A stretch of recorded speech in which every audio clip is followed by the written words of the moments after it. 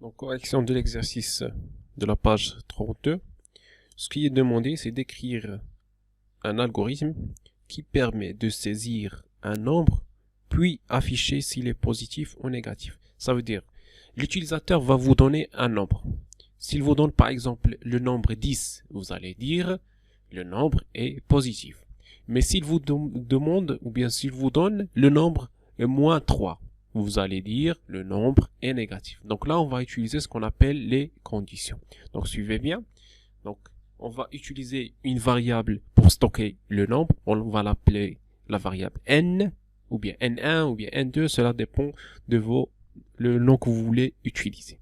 Alors on va commencer toujours par début. C'est bon?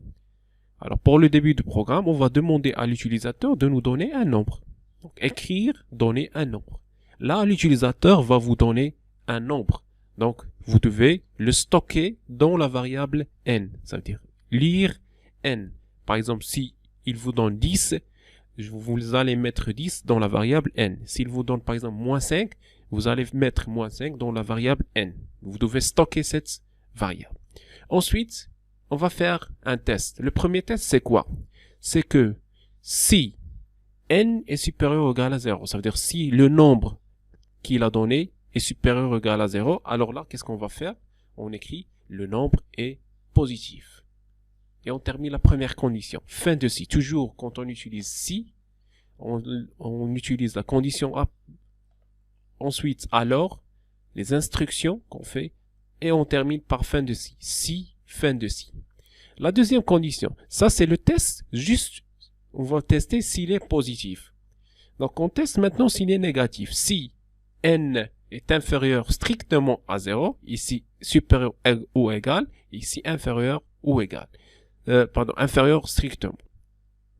Donc si n est inférieur strictement à 0, alors là, on doit afficher le nombre est négatif. Et fin de si.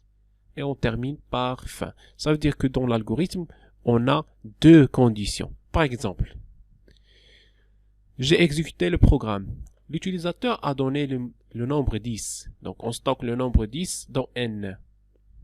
Donc, on teste. Est-ce que 10 est supérieur ou égal à 0? Oui, c'est vrai. Donc, on va écrire le nombre est positif. Ensuite, on va tester. Est-ce que 10 est inférieur à 0? Non, il n'est pas inférieur à 0. Donc, je passe directement à fin. Je donne un autre exemple. L'utilisateur a donné moins 3. Donc, je stocke moins 3 dans n et je teste. Est-ce que moins 3 est supérieur ou égal à 0? Non. Donc, je passe à la deuxième condition. Est-ce que moins 3 est inférieur à 0? Oui. Donc, j'écris le nombre est négatif. Ça veut dire, si l'utilisateur a donné un nombre positif, c'est cette condition qui va être exécutée. Si l'utilisateur a donné un nombre négatif, c'est la deuxième instruction qui va être exécutée.